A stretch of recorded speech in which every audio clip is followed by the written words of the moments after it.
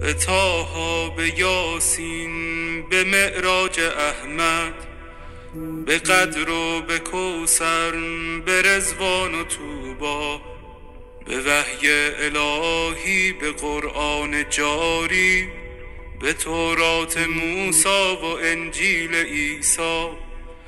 بسی پادشاهی کنم در گدایی، چو باشم گدای گدایان زهرا. چه شبها که زهرا دعا کرده تا ما همه شیعه گردیم و بیتاب مولا. غلامی این خانواده دلیل و مراد خدا بوده از خلقت ما. مسیرت مشخص، امیرت مشخص، مکن دل دل ای دل، بزن دل به دریا. که دنیا به خسران عقبی نیرزد، به دوریز اولاد زهرا نیرزد. و این زندگانی فانی، جوانی، خوشیهای امروز و یا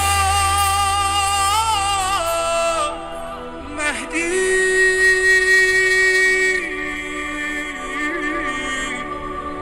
یا مهدی،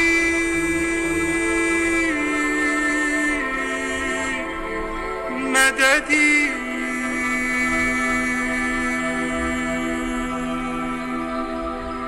ندیدم شهی در دلارایی تو، به قربان اخلاق مولایی تو. تو خورشیدی و ذره پرورترینی، فدای سجایای زهرایی تو.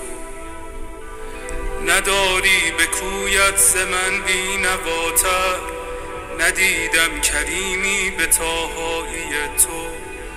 نداری گدایی به رسوایی من، ندیدم نگاری به زیبایی تو. نداری مریضی به بدحالی من، ندیدم دمی چون مسیحایی تو. نداری غلامی به